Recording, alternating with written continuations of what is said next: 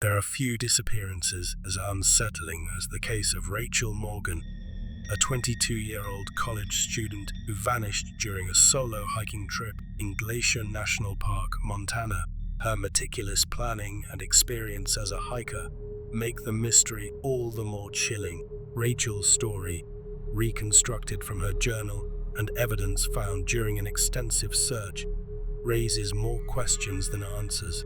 Viewer discretion is advised, but before we dive in, make sure to have the lights on and the doors locked. Rachel had been planning her trip to Glacier's famous Highline Trail for weeks. She was an avid hiker, confident and well prepared, and loved the solitude of being in nature. The Highline Trail, known for its stunning views of the park's alpine landscapes, was a challenging 15-mile route that followed sheer cliffs and wound through dense forest. For Rachel, it was the perfect getaway from the stress of college midterms. On October 24, 2019, Rachel set out, checking in with rangers at the Logan Pass trailhead. She left a detailed itinerary, which included camping near Granite Park Chalet on her first night, reaching a scenic overlook at Swift Current Pass on her second day, and circling back to the trailhead by the afternoon of October 26. She had all the essentials: a map, GPS, a satellite phone, and her journal, where she recorded every trip in detail. Her first day went as planned. Rachel hiked 5 miles to Granite Park Chalet, her journal brimming with optimism. Finally on the trail. The weather's perfect and the leaves are stunning. I feel so free out here. It's like I have the whole forest to myself.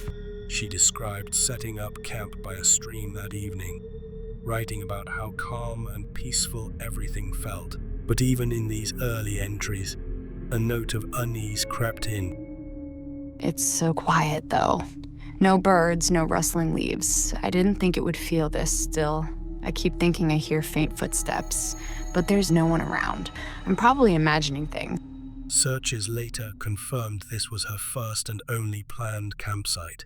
Everything was intact when they found it. Her tent zipped shut, her belongings neatly organized. There were no signs of disturbance or struggle. On her second day, Rachel set out towards Swift Current Pass, but her journal entries revealed a growing unease.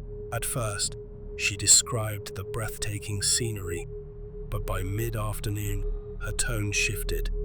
I made it to the ridge. The view is stunning, but something feels wrong. I saw a man today standing near the tree line watching me. He was tall, wearing a dark jacket and jeans, but what really scared me was his face, completely blank, like he didn't feel anything at all. I called out to him, but he just stood there, staring. When I looked back a second later, he was gone. I don't know why, but I can't shake this feeling. It's like he's still out there somewhere. By the evening of October 25th, Rachel's unease turned into panic.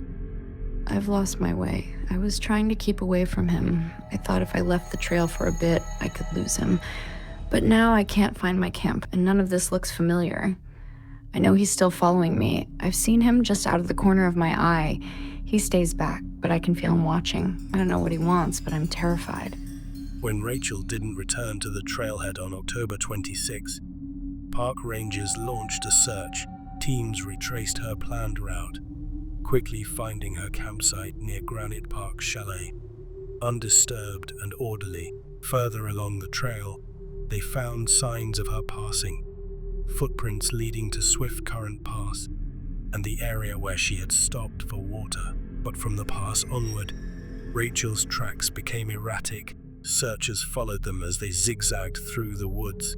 At one point, Rachel's footprints led to a rocky outcrop, where searchers found evidence she had stopped, possibly to rest or regain her bearings. Her journal shed light on her growing fear. I know he's after me now. He's not trying to hide anymore. I saw him standing just beyond the clearing, watching me. I don't know how long I can keep going. Her boots and backpack were neatly placed against a tree nearby, untouched. No further trace of Rachel was ever found. The search team speculated that Rachel might have become disoriented and succumbed to the elements, but her journal and the clues left behind suggest something far stranger. I'm hiding now, hoping he doesn't find me. I don't understand what's happening. I just want to go home.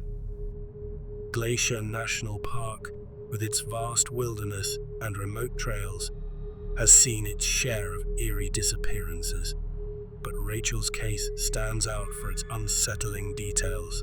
Locals speak of strange happenings in the area, shadowy figures spotted near Swift Current Pass, and whispers heard in the wind.